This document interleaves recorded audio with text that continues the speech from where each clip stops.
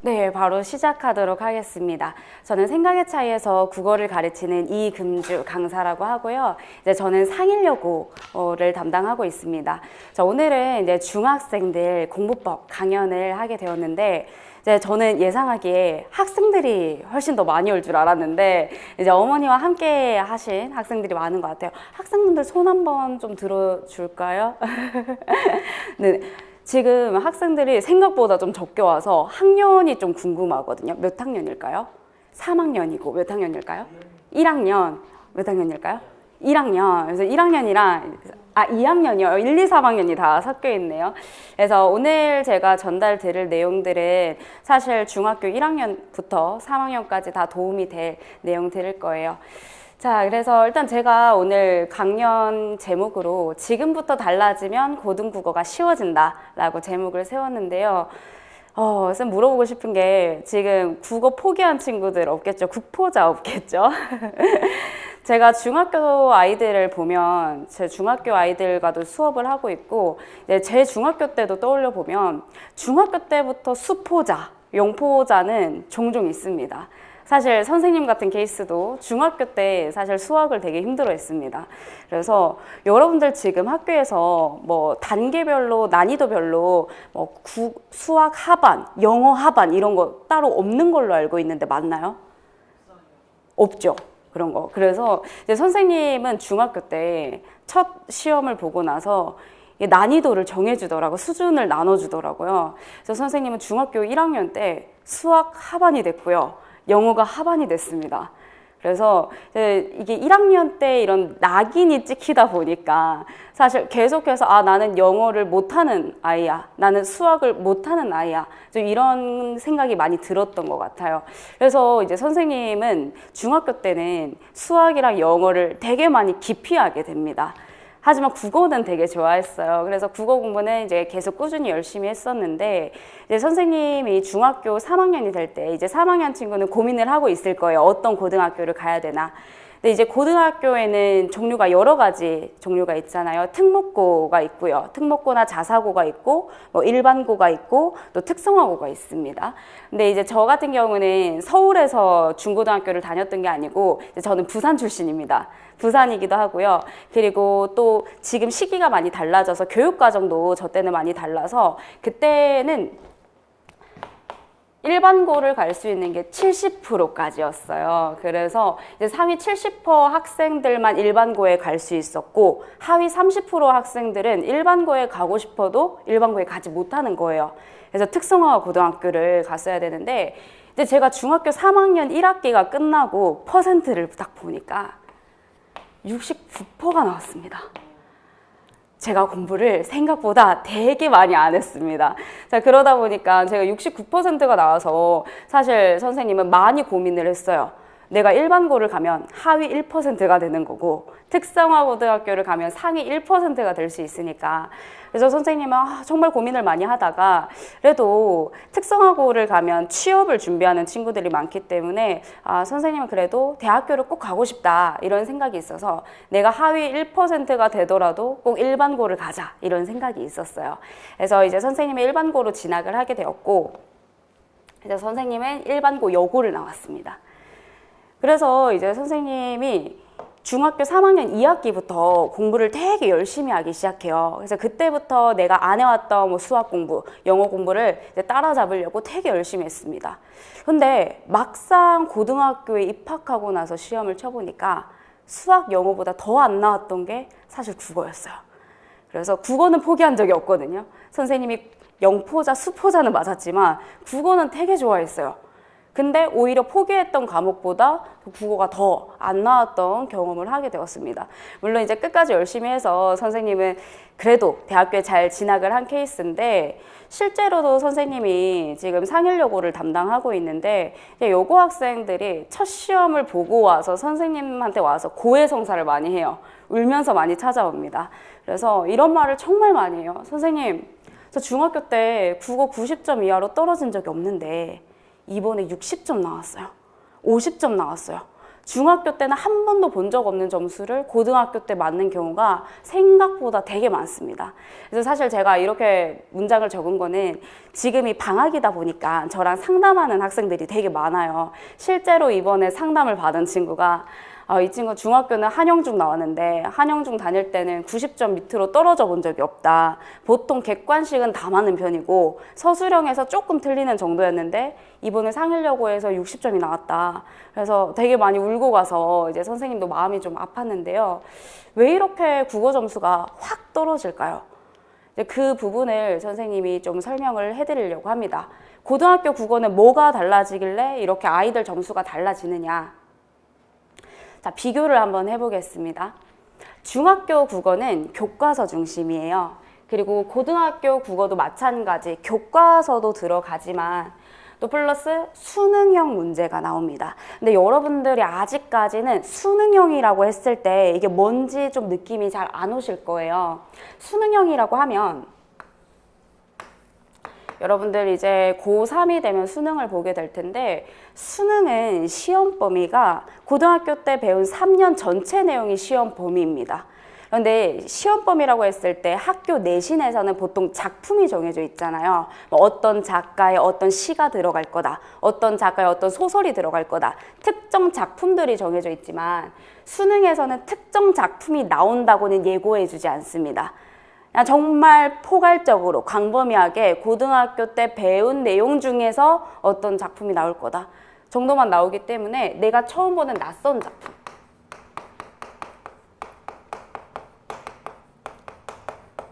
처음 보는 작품을 수능에서 직접 읽어낼 수 있어야 됩니다. 그래서 낯선 작품이나 낯선 작가가 출제될 수 있고요. 자, 또는 보기 유형의 문제가 나옵니다. 자, 문제를 보면 보기 유형의 보기 박스가 나와요. 자, 이렇게 생긴 보기 박스가 나올 건데 여기에 대해서 여기에는 새로운 작품에 대한 새로운 해석,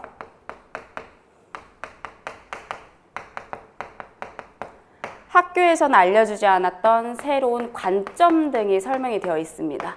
그럼 시험장에서 직접 이걸 읽고 판단을 할 수 있어야 돼요. 자, 그러다 보니까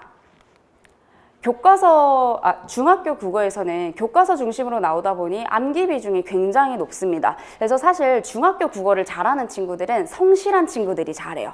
그래서 학교 수업 열심히 듣고 성실하게 잘 외우고 이런 친구들이 보통 고득점을 받고요. 근데 고등학교 국어에서는 일단 암기가 기본은 돼야 됩니다. 보통 교과서 내용은 암기로 나오기 때문에 성실하기도 해야 되지만 거기 플러스 응용도 할 줄 아셔야 돼요. 그래서 마치 수능처럼 내신 국어에 내가 모르는 작품이 같이 나올 수도 있고요. 그리고 또는 학교에서 설명하지 않은 내용이 보기 박스에 같이 들어갈 수 있습니다. 그래서 실제로 제가 고등학교 문제 중에서 이런 작품이 있었어요. 한 A라는 인물이 있는데 학교에서는 이 A라는 인물에 대해서 긍정적인 인물이라고 설명을 했습니다. 실제로 이 인물이 조선시대 때 충신이었다. 그래서 임금님에 대한 충성을 다하던 아주 긍정적인 인물이었다. 이렇게 설명을 했습니다. 그런데 이 보기에서는 전혀 다른 새로운 해석이 나와요. 이 인물에 대해서 다르게 평가한 대학교 교수님들이 계신 거예요. 그래서 이 인물은 신하의 입장에서 봤을 때는 충성스러운 신하지만 백성들의 입장에서 봤을 때는 백성은 등한시했다. 그렇게 봤을 때 이 인물은 부정적으로 평가할 수 있는 측면도 있다. 이런 식으로 문제가 나왔습니다. 그러니까 우리 아이들이 실제로 학교에서 배울 때는 이 인물은 무조건 착한 인물이야 이렇게 배웠다가 시험장에서 그럼 이거 나쁜 인물로 봐야 돼? 되게 혼란스러워 했던 그런 문제가 있거든요. 그래서 실제 문제를 풀면서 본인이 직접 응용하면서 문제를 풀 수 있어야 되고요. 자, 그러다 보니까 우리 중학교 국어는 벼락치기가 가능합니다. 선생님도 중학교 내신 수업도 이제 하고 있지만 중학교 시험은 사실 한 2주 안에도 정말 빠르게도 할 수 있어요. 잘 외우기만 한다면. 근데 고등학교 국어는 암기 영역에 있어서는 벼락치기를 시도해 볼 수는 있겠지만 벼락치기를 한다고 해서 고득점을 할 수는 없습니다. 왜냐하면 이런 거는 하루아침에 오르지 않다 보니까 사실 이런 거는 정말 짧아도 6개월 이상 걸리는 거예요.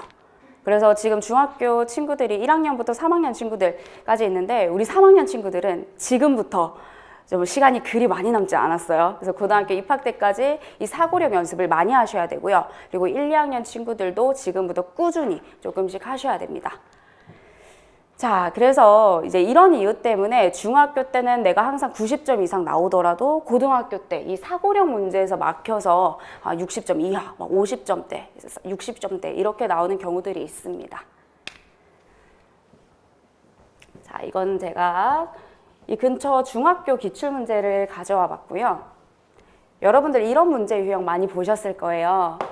윗글에 대한 설명으로 적절하지 않은 거. 보통 이 윗글이라고 하면 학교에서 시험 범위에 들어갔던 내용일 거고요. 학교에서 배웠을 겁니다. 그래서 이 윗글에 대해서 의태어가 사용이 됐는지, 그리고 상징적인 시어가 사용이 됐는지, 그리고 간절한 어조가 나오는지, 그리고 동일한 식구 반복이 있는지, 그리고 뭐 나의 소망이 우리의 소망으로 뭐 확대되고 있는지, 자, 이런 키워드를 여러분들이 OX를 판단을 해주시면 돼요. 근데 이런 판단이 거의 다 암기식의 판단입니다. 그래서 이런 게 있는지 없는지 잘 외워주기만 하면 풀 수 있는 문제라면, 제가 여기 땡땡고라고 적어놨긴 하지만 선생님이 담당하고 있는 상일여고 문제를 가져왔습니다. 네, 상일여고 1학년 이번 올해 기출이고요. 가, 나, 다에 대한 설명으로 가장 적절한 것은 이라고 적혀 있죠. 작품이 일단 3개가 나옵니다. 저희가 좀 전에 봤던 문제는 한 문제에 작품이 하나가 나왔죠. 근데 여기서는 문제가 한 문제에 지문이 3개가 들어갑니다. 그런데 제가 이걸 조금 더 자세히 적어주면 이렇게 가나다 작품 중에서 가나는 시험 범위 4 작품이었어요. 근데 다는 아이들이 처음 보는 작품이었습니다.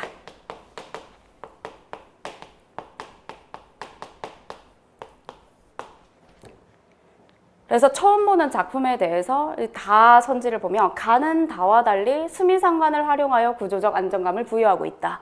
그럼 이 다에 대해서는 시험장에서 즉각적으로 판단을 해주셔야 돼요. 다를 보고 수미상관이 있는지 없는지, 그리고 마지막 다는 나와 달리 일부 행을 명사로 종결하고 있는지 없는지 직접 판단할 수 있는 힘이 있어야 돼요. 자, 그래서 제가 문제를 직접 몇 개 보여드렸고요. 자, 사실 궁금한 건 이거죠. 어떻게 하면 그럼 고등학교 국어를 잘할 수 있는가?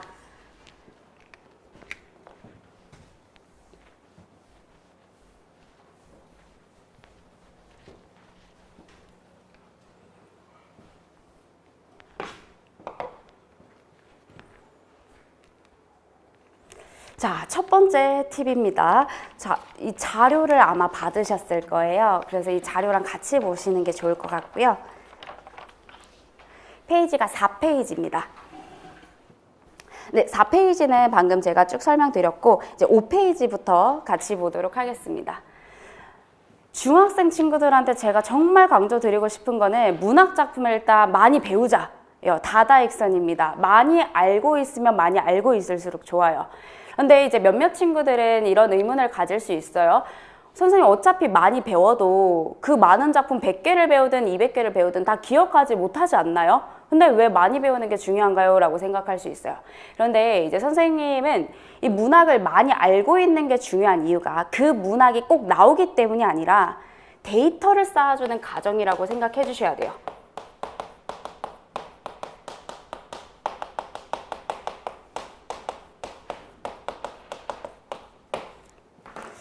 한 가지 사례를 말씀드리면 이제 선생님 같은 경우는 이제 직업이 직업인지라 뭐 시를 읽고 소설을 읽는 거 되게 좋아하는데요.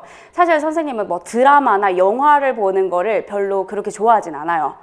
애초에 볼 시간이 많이 없습니다. 그래서 보통 이제 출근을 하고 소설을 읽는 게 직업이다 보니까 그래서 선생님은 영화나 드라마를 잘 안 보는데 선생님의 친오빠가 있어요. 그래서 쌤이 가끔 이제 친오빠랑 같이 영화도 보고 가족들이랑 영화관에 가서 영화를 보는데 사실 선생님이 친오빠랑 영화를 보는 걸 별로 안 좋아해요. 왜냐면 옆에서 자꾸 스포를 합니다. 야, 쟤 빌런이겠다. 야, 쟤랑 쟤 뭔가 엮이겠다. 이런 얘기를 되게 많이 하거든요. 그래서 제가 오빠한테 물어봅니다. 이거 봤어? 나 안 봤대요. 어떻게 알아? 근데 또 신기한 게 오빠가 말하는 대로 줄거리가 흘러가요.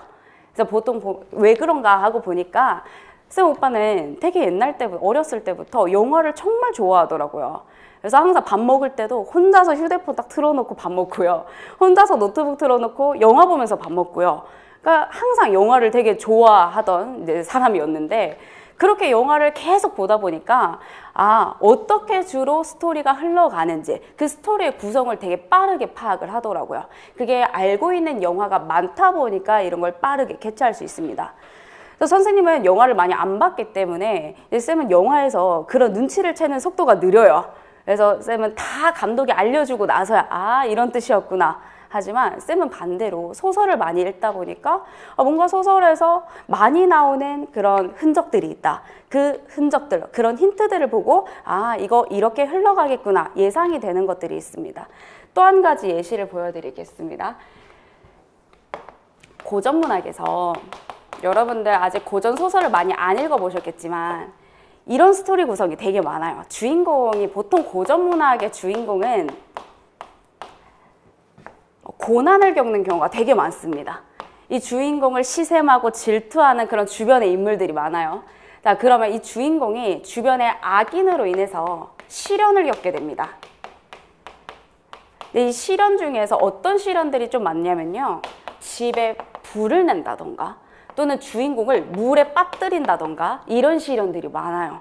그럼 소설에는 주인공이 물에 빠져서 마치 죽은 것처럼 묘사되어 있는 작품들이 많아요. 근데 이런 작품들이 좀 공통적으로 주인공이 물에 빠졌다. 근데 시신은 발견되지 않았다. 이런 구성이 많습니다. 그러면 시신이 발견 안 됐으면 예상을 할 수 있겠죠. 주인공이 진짜 죽은 게 아니라 사실은 어디 구조를 당했구나. 미리 예상을 할 수가 있어요. 그러니까 여러분들이 이 많은 작품들을 배웠을 때 그 작품이 꼭 시험에 나올 거다가 아니라 이런 데이터를 많이 쌓음으로써 이제 작품이 어떻게 흘러갈 것인지 예상하기가 훨씬 더 편해집니다. 그래서 문학을 많이 알고 있으면 많이 알고 있을수록 좀 빠르게 그리고 정확하게 해석을 할 수가 있고요. 그래서 선생님은 이렇게 적어놨어요. 고등학교 입학 전까지 최소한 100편 이상의 작품을 접해보자. 근데 사실 선생님이 200편이라고 적으려고 하다가 그래, 최소니까 100편으로 적었어요. 사실 100편이 그렇게 많지는 않습니다. 왜냐하면은 우리가 문학이라고 하면 갈래가 여러 가지가 있어요. 일단 고전이랑 현대로 나눌 수 있고요. 그리고 고전에서도 시가 있겠죠. 그리고 고전 소설이 있습니다. 그리고 현대도 마찬가지로 현대 시가 있고요. 현대 소설이 있습니다. 이렇게 사실 각각 나누면 25편씩밖에 안 되거든요. 그래서 사실 정말 최소한 100편, 최소 100편이고 아직 중1이다, 중2다 하면은 200편 이상은 보시는 걸 추천드립니다. 그래서 중3 친구는 지금부터라도 100편까지라도 채우고 입학을 하면 훨씬 더 도움이 될 거예요. 네, 그래서 선생님이 적어 놓은 게 이 표를 좀 넣어 놨는데요. 5페이지 표를 보시면 상고시대, 고려시대, 조선시대, 현대까지 나와 있죠. 그래서 공부를 하실 때 각각의 작품을 다 개별적으로 공부하는 게 아니고 시대별 특징이랑 같이 공부하는 게 좋아요. 특히 이제 역사적인 흐름이랑 같이.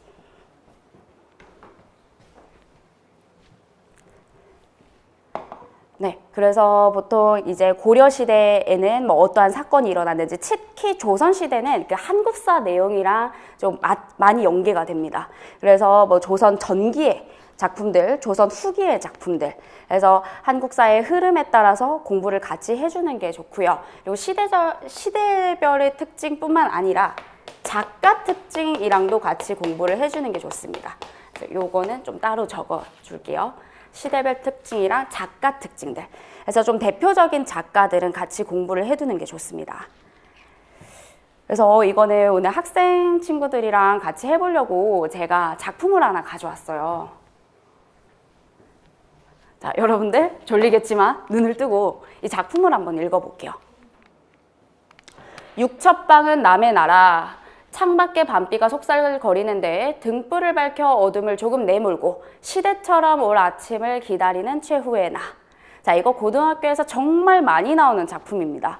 선생님이 일부러 제목은 빼놨고요. 제목이랑 작가를 빼놨어요. 아무것도 모르는 상태에서 이 지문을 읽었을 때는 이게 뭔 얘긴가? 이 남의 나라 무슨 나라를 간 거야? 그리고 뭐 아침을 왜 기다리는 거야? 이런 생각이 들 수 있어요. 자, 이 작품은 윤동주 시인의 작품입니다. 여러분들 윤동주 다 들어보셨죠? 중학교에도 정말 많이 나오는 작가입니다. 선생님이 윤동주 시인의 정보를 몇 개 키워드로 적어놨는데, 윤동주 시인은 1917년에 태어나서 1945년에 돌아가셨습니다. 광복 이전에 돌아가셨고요. 독립운동을 하셨던 분이고, 그리고 특이한 게 이 일제강점기에 일본으로 유학을 가셨어요. 그러다 보니까 스스로 좀 자괴감을 많이 겪었던 인물이기도 합니다. 왜냐? 자기 동무들은 다 조선에서 이 광복 운동을 하고 있는데 자기는 일본에서 유학을 하고 있는 이 모습이 너무 못났다, 스스로 못났다고 생각했던 그런 시인입니다. 자, 그러다 귀향 직전에, 조선으로 돌아오기 직전에 항일 운동을 하다가 결국 2년형을 받게 되고요. 그래서 감옥에서 광복 이전에 28살의 나이로 생을 마감하게 됐습니다. 그래서 방금 저희가 같이 읽어본 이 작품이 윤동주 시인의 작품이었어요.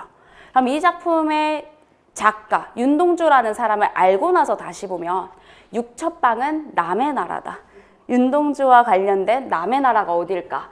아, 윤동주 시인이 유학했던 일본이겠구나. 이런 걸 예상할 수 있습니다.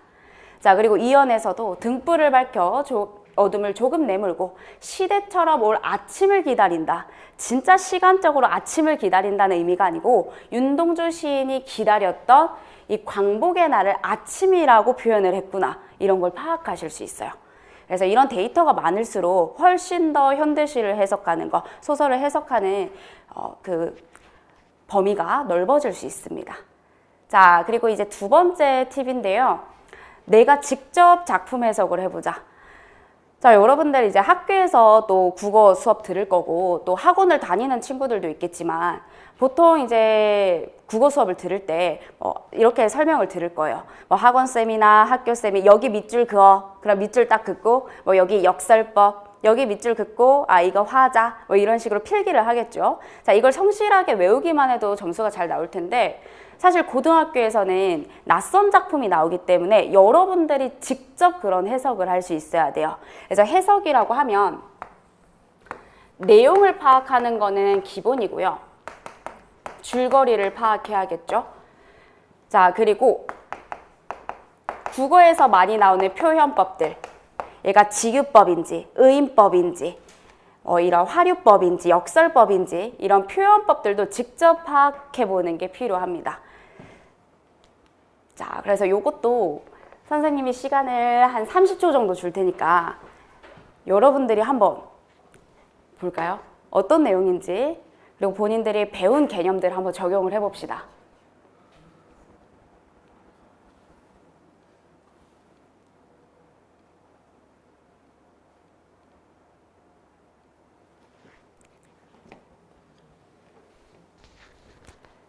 자, 이 작품은 중학교 교과서에 수록되어 있는 작품인데 혹시 배워본 친구 있을까요?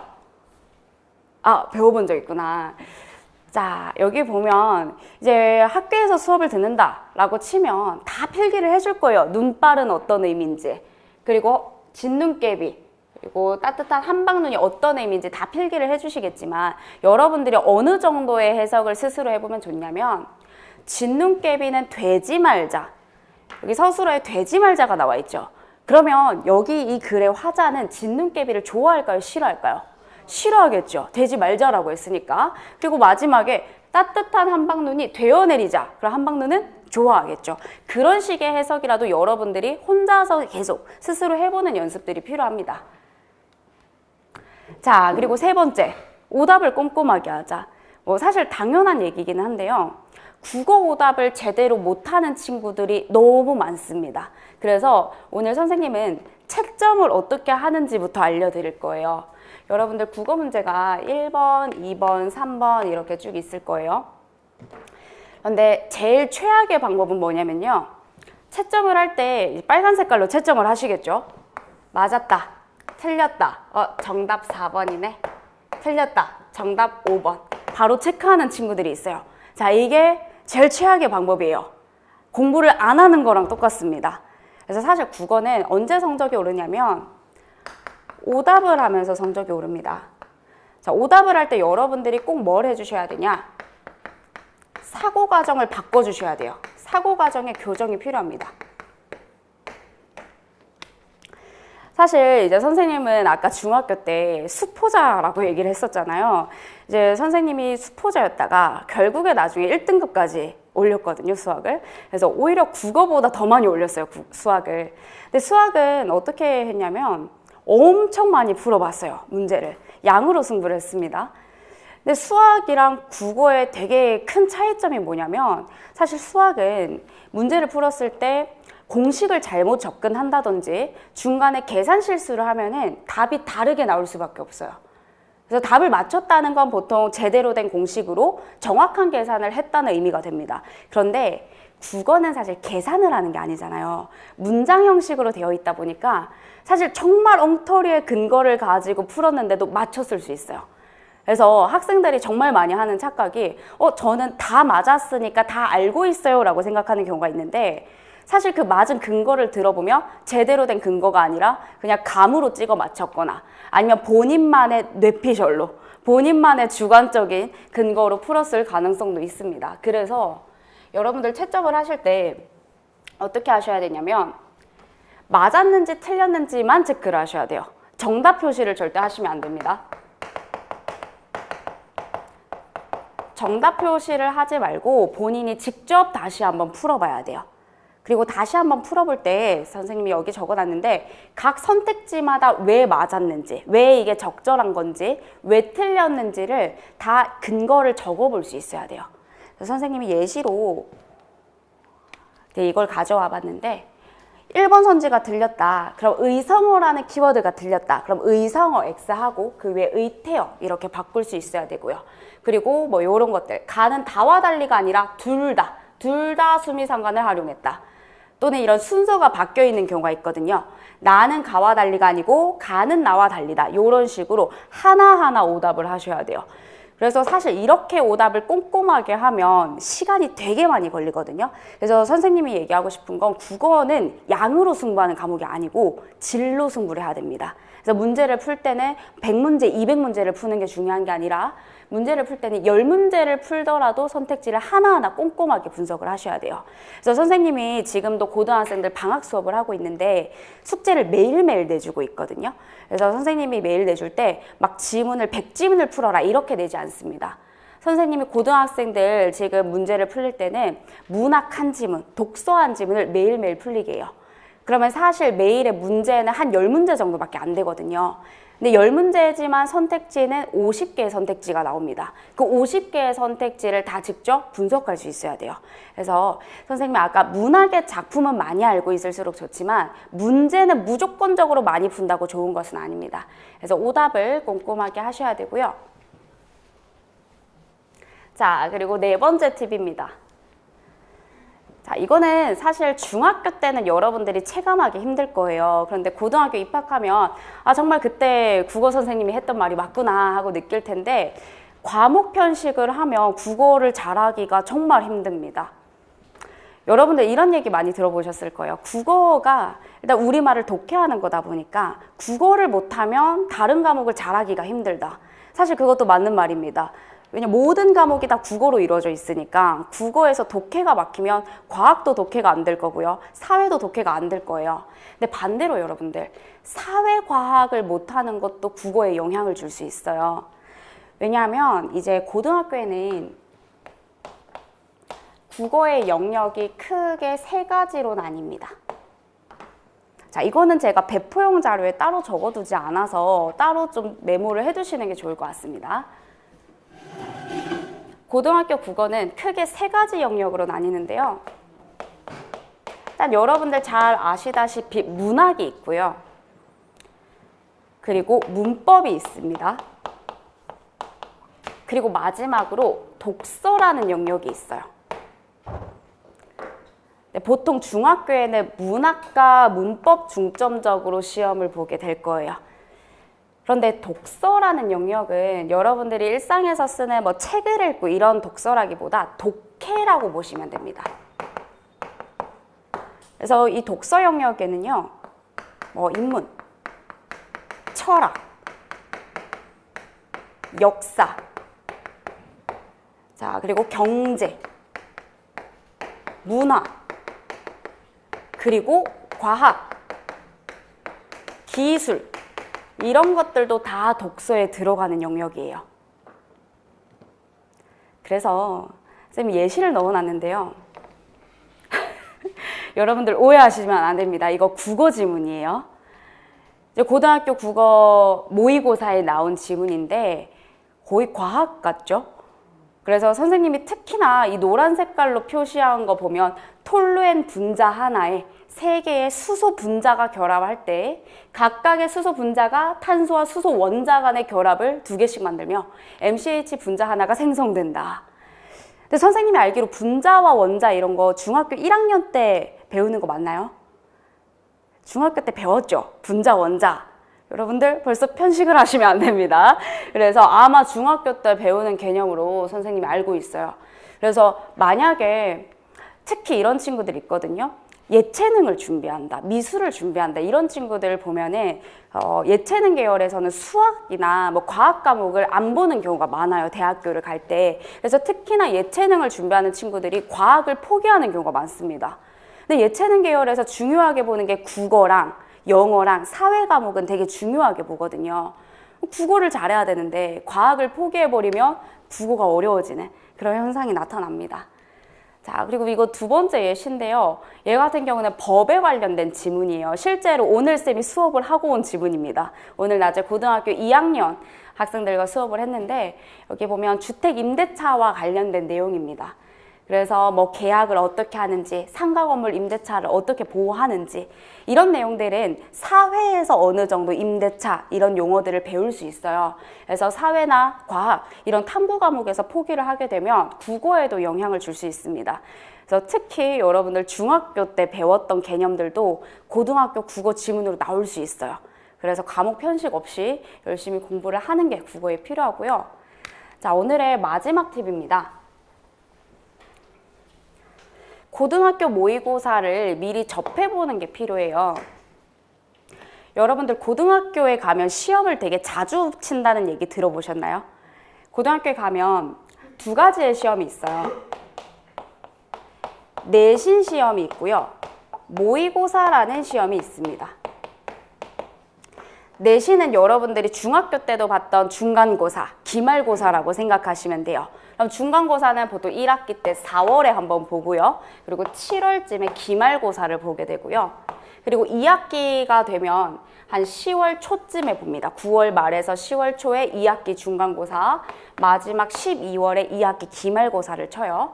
그래서 이거는 고등학교 중간, 기말이라고 보시면 되고요. 모의고사라는 건 뭐냐? 말 그대로 모의로 보는 거예요. 연습으로 보는 시험입니다. 뭐에 대한 연습이냐면 수능에 대한 연습이에요. 여러분들이 고등학교 3학년이 되면 모두 수능을 보게 될 거기 때문에 그 수능 문제의 유형으로 보는 게 바로 모의고사입니다. 고등학교 1학년 때부터 이 모의고사를 시행하게 되고요. 모의고사는 3월에 있어요. 자, 다음으로 6월 모의고사가 있고요. 다음으로 9월 모의고사가 있고 10월 모의고사가 있습니다. 그럼 사실상 거의 매달 시험이 있다고 보시면 돼요. 고등학교 때는 이렇게 시험이 좀 많아지는데 선생님이 미리 여러분들한테 추천하고 싶은 거는 지금 국어 공부를 따로 고등학교 국어 공부를 해본 적이 없다면 고2나 고3 거는 너무 어렵죠. 하지만 중학교 때 고1 거를 미리 풀어보는 거 크게 무리되진 않을 거예요. 특히나 이 3월 모의고사는 시험 범위가 중학교 3년치입니다. 중학교 때 3년 동안 배운 내용이 고1 3월 모의고사로 들어가요. 그래서 아직 중학교 1학년인 친구는 우리 1학년 때 과정을 쭉 열심히 밟고 한 2학년부터 연습을 해보시는 게 좋고요. 2학년 친구는 지금부터 연습을 해보는 게 좋습니다. 그리고 3학년 친구는 일단 3월 거는 기본적으로 연습을 하시고 6월까지는 해보는 것도 괜찮아요. 그리고 9월이나 10월은 좀 더 고등학교 때 배운 내용들이 섞여 들어가기 때문에 벌써 준비를 하기에는 좀 힘들 수 있어요. 그래서 3월에서 좀 더 공부가 됐으면 6월까지는 미리 공부를 해보는 걸 추천드립니다.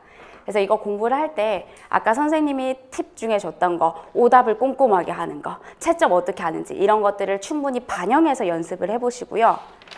사실 모의고사를 풀어보는 건 따로 문제집 살 필요도 없이 무료로 다운을 받을 수 있습니다. 그래서 선생님이 7페이지에 방법을 다 적어놨어요. 모의고사 기출문제 구하는 방법을 보시면 네이버에 검색을 하시면 됩니다. 그래서 2025년 3월 모의고사라고 검색을 하시면 올해 모의고사가 나오고요. 자, 여기 보시면 나오지만 3월 거를 클릭을 하시면 고1 문제 정답 칸이 있습니다. 자, 이걸 누르면 자동으로 EBS 홈페이지랑 연결이 되거든요. 거기서 EBS에서 바로 다운을 받으실 수 있습니다. 국어뿐만 아니라 다른 과목들이 다 있고요. 자, 이렇게 해서 모의고사를 풀어보는 걸 추천드리는데, 모의고사는 보통 고등학교 1학년 기준이라면 45문제가 나오고요. 자, 45문제, 고1, 2, 3 다 공통입니다. 80분의 시간이 주어집니다. 네, 그래서 80분 동안 시간을 잡고 풀면 되는데, 지금 우리 학생들 학년이 다 다르기 때문에 중학교 1, 2학년 친구들은 45문제를 풀로 집중하기 좀 힘들 수 있어요. 그럼 절반으로 잘라서 시간은 조금 더 많이 가져가도 됩니다. 그래서 한 20문제를 한 50분 만에 풀어보기, 이런 식으로 시간은 좀 조정을 하셔도 괜찮습니다. 중학교 3학년 친구들은 일단 이대로 풀어보는 게 좋아요. 이제 내년에 당장 고등학교를 가기 때문에 45문제 풀로 집중하는 것도 훈련이 필요하고요. 그리고 80분 내, 조금 시간이 빠듯하더라도 80분 내에 연습을 해보는 게 필요합니다. 그래서 선생님이 오늘 드리는 팁은 여기까지였고요. 오늘 학생들도 많이 앉아있고 이제 어머님들께서도 많이 오셨는데 혹시 궁금하신 점 있으실까요? 네. 상해여고를 지원할까 해서. 아, 네네. 네네. 아, 네네네. 네네. 이 점에 대해서 좀 설명을 드릴 건데, 지금 남학생들도 잘 들으셔야 되는 게 상일여고가 지금 소문이 있거든요. 상일 고등학교로 바뀐다, 이런 소문이 있어요. 지금 중학교도 상일 중으로 바뀌었잖아요. 그래서 제가 아이들한테 듣기로는 당장 내년에 바뀔 수도 있다. 네, 이건 정말 소문인 것 같긴 하고요. 그래도 최근 몇 년 안에 바뀔 수도 있을 것 같습니다. 상일중도 바뀌었기 때문에. 그래서 남학생들도 내가 상일고에 안 갈 거다 하지 마시고, 어떻게 될지 몰라요, 몇 년 뒤에. 그래서 상일여고의 특징을 좀 말씀드리면, 사실 선생님은 상일여고뿐만 아니라 이 근처의 학교들을 되게 많이 해봤거든요. 배제고의 특성도 알고 있고, 뭐 광문고, 선사고, 성덕고, 강동고 거의 다 했습니다. 이 동네에 있는 학교를 했는데, 정말 제가 담당해서가 아니라 선생님 느낌상 상일여고 국어가 이 동네에서는 가장 어렵지 않나 하는 생각을 가지고 있어요. 남학생들도 있으니까 제가 배제고랑 비교해서 말씀을 드릴게요.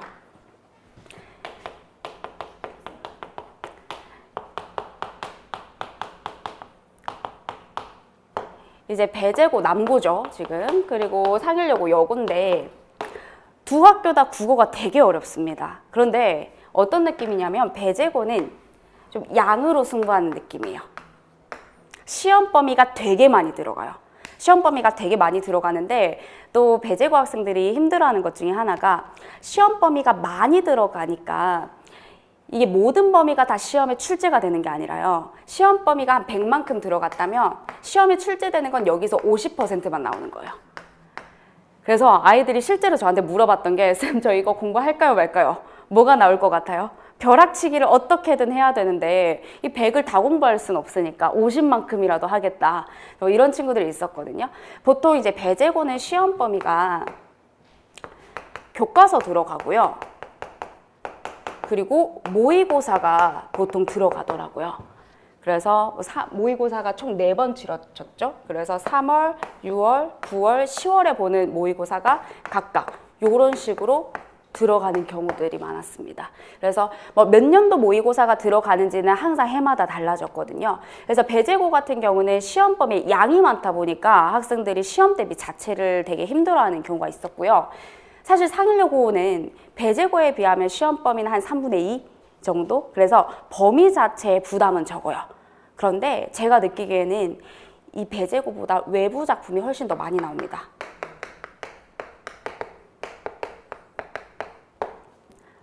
오히려 배재고는 상일여고에 비하면 외부 작품이 그렇게 많이 나오는 학교는 아니었어요. 시험 범위 자체가 워낙 많다 보니까. 상일여고는 외부 작품이 많이 나와서 특히 제가 조사를 해본 적이 있어요. 상일여고에서 1등급 나오는 아이들, 내신 1등급 나오는 아이들이 모의고사 성적은 몇 등급이 나올까? 근데 보통 비슷하게 연결되는 경우가 많더라고요. 그래서 모의고사에서도 어느 정도 상위권을 받아야 내신에서도 좀 잘 보는 경우가 있었고, 사실 배재고 같은 경우는 차이가 많이 나는 편이긴 했습니다. 모의고사에서는 잘 받아도 내신에서는 좀 등수가 낮게 나오거나.